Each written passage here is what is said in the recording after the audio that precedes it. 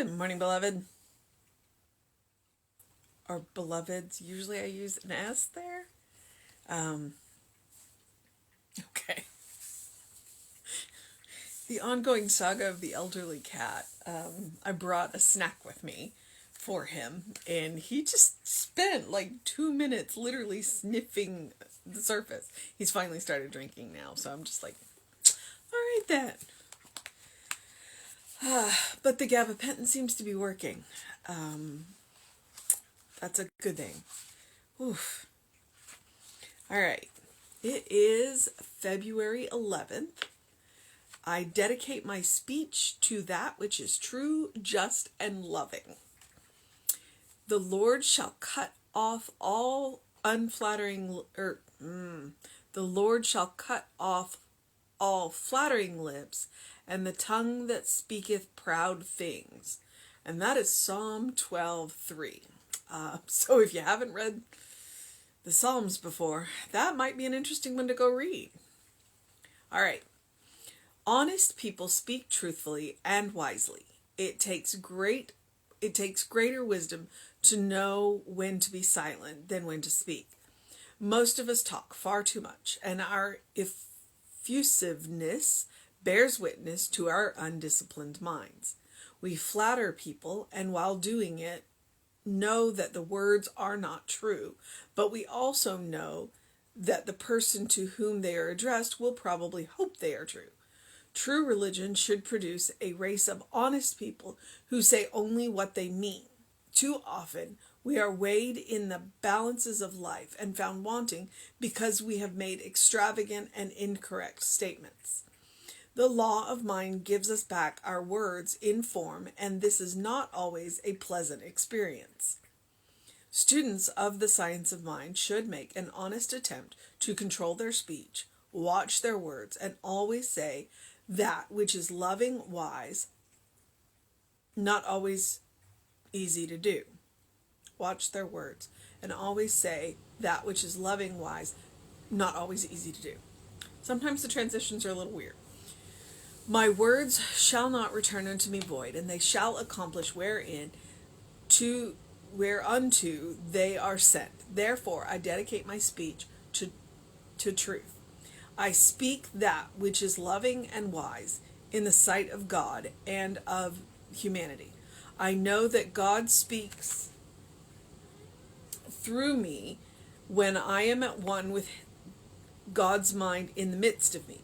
I let every word of my mouth be one of true appraisal based on the way the situation is in God. Thus, only that which is constructive, valuable, and just comes forth from my lips today. I speak the truth, and the truth is that which is true of God in humanity. I praise the good, and I deny the evil. I love to speak the loving word to my fellow people. All right, there's a whole lot in here. The initial thought that popped into my head was advice that Reverend Marcia gave me when I went to my licensing panels over 4 years ago, or almost 4 years ago. I guess almost 4 years ago. It was 2017. Maybe it was 5 years ago. Point B. She said, tell them exactly what you want them to know and nothing more. All right. I took her advice to heart when I went to licensing panels. I didn't know what I was getting into. I hadn't had a great experience in practitioner panels. So I was, a little, but I had a wonderful experience in licensing panels for being a minister.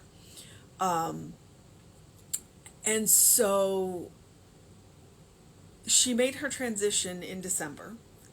I went to ordination panels, ministerial ordination panels in January, and she went with me because there were times when they would ask me a question and I would answer the question, and then that's exactly what it would come down to is, okay, and I would hear Marcia in the back of my head go, you've said what you need to say, that's enough, stop.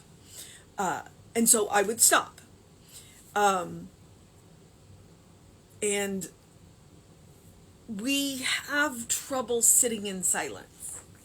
We do have trouble sitting in silence. And so that's one of the things, especially when you're dealing with a minister, that's the interesting thing, is sitting in silence. Where a lot of ministers are actually introverts. So it's like, we're going to get out, we're going to say what we need to say, and then we're going to go.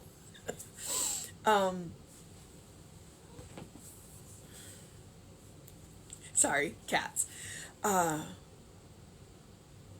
But the other thing that occurred to me is the difference between building somebody up and flattering someone. Okay? Because there are times when you make statements that are, and I'm going to use the phrase, on the way to true. Okay? You have, when you are with somebody and they are actively working on themselves and they are working on improving whatever it is that they are improving, and you are giving them encouragement, okay, that is not flattery. What you are giving them is words that are on the way to being true, and you are using your creative word to support that process. Okay, so there's a difference between flattering somebody and talking too much and saying what you need to say and using your creative word on that is on the way to being true.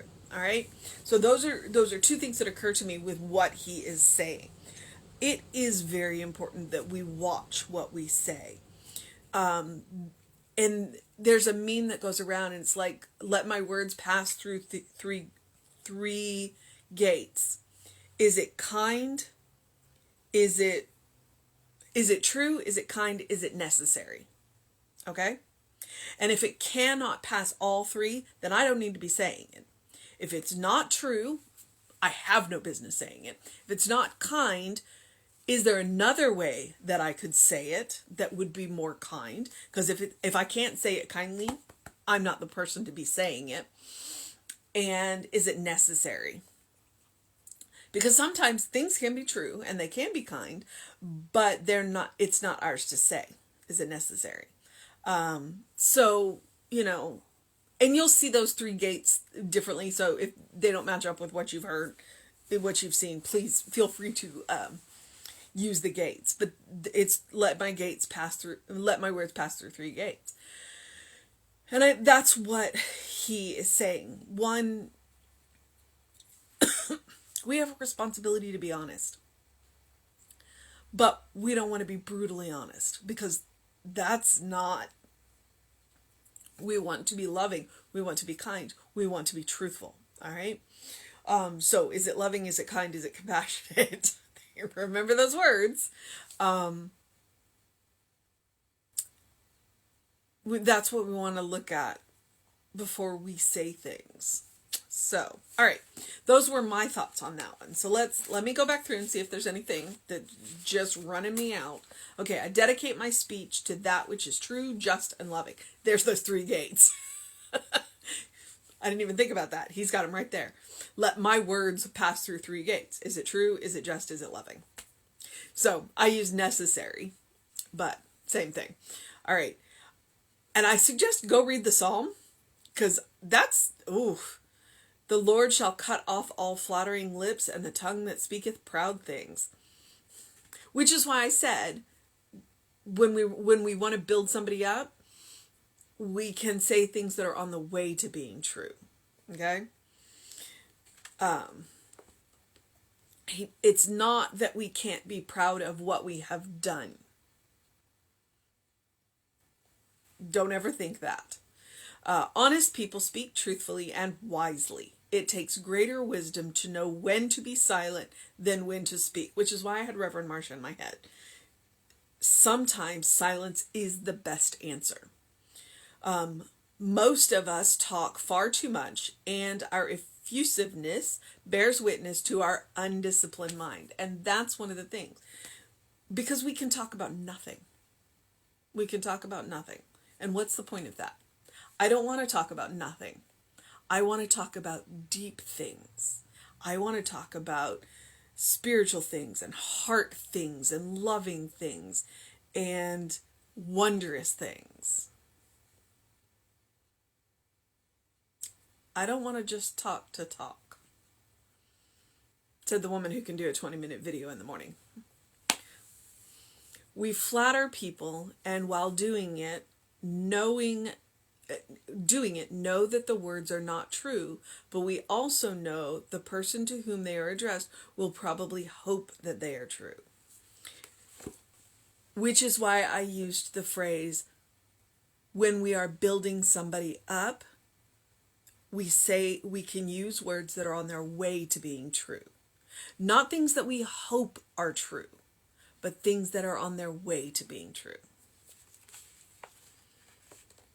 Say nice things about each other, please.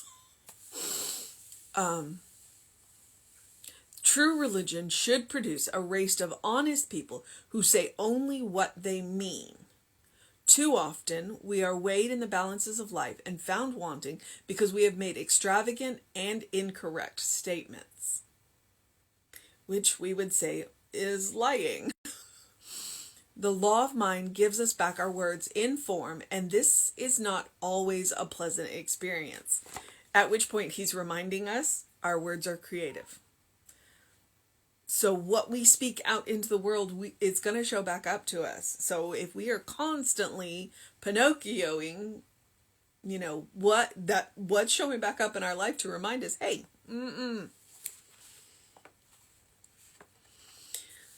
Okay. But he does say it's not always a pleasant experience. So he's reminding us this is where our power lies, in our words. Students of the science of mind should make an honest attempt to control their speech, watch their words, and always say that which is loving and wise. Not always easy to do. So remember your 3 gates, because it's right there in the title. Just, true, loving. So, he's got a really long power statement here. My words shall not return unto me void. This is a reminder our words are creative and accomplish whereunto they are sent. Therefore, I dedicate my speech to truth. I speak that which is loving and wise in the sight of God and of humanity. I know that God speaks through me. All right. We're not claiming to be infallible. We are not claiming to know the mind of God, but we are reminding ourselves that when we speak words, our words are creative, and we are speaking with the power of Spirit, the power of God. And that is super important to remember about the words that come out of our mouth, especially the words that are wrapped in emotion. Because we pray without ceasing. And if that doesn't set you back on your heels about the words that are coming out of your mouth, pay attention. Pay attention. We're back to the drumbeat of consciousness, consciousness, consciousness. Okay. So I know that God speaks through me when I am at one with God's mind in the midst of me. I let every word of my mouth be one of true appraisal based on the way the situation is in God. Thus, only that which is constructive, valuable, and just comes from my lips today. There are those 3 gates again. Constructive, valuable, and just. Is it helpful? Is it true? Is it kind? Because if it is not all 3 of those, I have no business saying it. I speak the truth, and the truth is that which is true of God in humanity. I praise the good, and I deny the evil, and I speak the loving word unto my fellow human. All right. So I'm gonna take a slightly different track with the mission today instead of using an actual quote out of the reading. What I'm going to tell you the mission today is to look at the mission today. Should we choose to accept it, is to look at the 3 gates. Whatever words you want to use. Is it true? Is it constructive?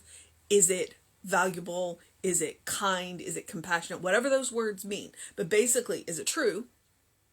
Is it kind? Is it necessary?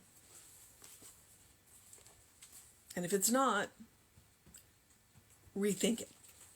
Either you don't need to say it, somebody else will, or you may find a different way to say it. So, and that is a mission that all of us can take up anytime, and it will make us better people. It will definitely make us better people. All right, beloveds. I have a cat that I need to give a pill to because she's running away from me today. So I'm also going to encourage you in the spiritual practice of doing something loving for yourself, doing something kind for yourself, doing something compassionate for yourself. So I just made that whole thing about talking to others. This spiritual practice of being loving, kind, and compassionate with ourselves, the way we talk to ourselves is super important, all right? It's not just about other people. It is about the way we talk to other people, or the way we talk to ourselves. Because one of the things that sent me into therapy many years ago was I was playing a video game, a children's video game, and I heard the way I was talking to myself. It was not loving, it was not kind, it was not necessary, and it wasn't true. And I went, I need to work on this. So I took myself to therapy. And I'm a better person for it. So, I do encourage this, the spiritual practice of doing this loving, kind, compassionate thing for yourself. And today it could be paying attention to the way you talk to yourself and others. All right? Create that habit. Create that default setting so that no matter what happens in your world, you can be loving, kind, and compassionate with yourself and with everybody else around you. All right? Okay, I am going to move into the process of my day. So I'm going to encourage you to do something to engage your mind and your body. I'm going to encourage you to go get a face full of sun because it's beautiful out there. I'm going to encourage you to drink plenty of water. Big believer in hydration. And open the windows of your soul. Allow the breath of heaven to remind you do live in heaven right here, right now. It's all around us all the time. The fastest and easiest way to find it is to look for the good and praise it. Because when you look for the good, you find it. And when you find it, it multiplies. It's kind of amazing the way that works. All right, beloveds. I am going to move on. Catch us on the social medias. I'm the Running Rev Ryan. We are Creative Life Spiritual Center or Creative Life Spark, depending on which social media you are on. Reverend David should be on around 5 p.m. with you, and I'll be back around 9 a.m. It's Saturday, I get to go to the park, so bear with me if I'm a little late. I'll get it done, and have a great day, an amazing day, a wondrous day, an enchanting day, a magical day, a loving day, a kind day, a compassionate day, a necessary day, a true day, an honest day, a good day. If that is too much pressure, simply have a day, because you are enough just as you are. You are a beloved child of God, in whom God is well pleased, always and forever. It's a state of grace, which is granted. It is not taken away, and it can't be earned, so don't worry about that. There's nothing you have to do to become a beloved child of God. You were born that way. All right, beloveds, I'm gonna move on. Have a good thought for me while I catch this cat for her pill. All right, beloveds, know that you are loved, and I will see you next time.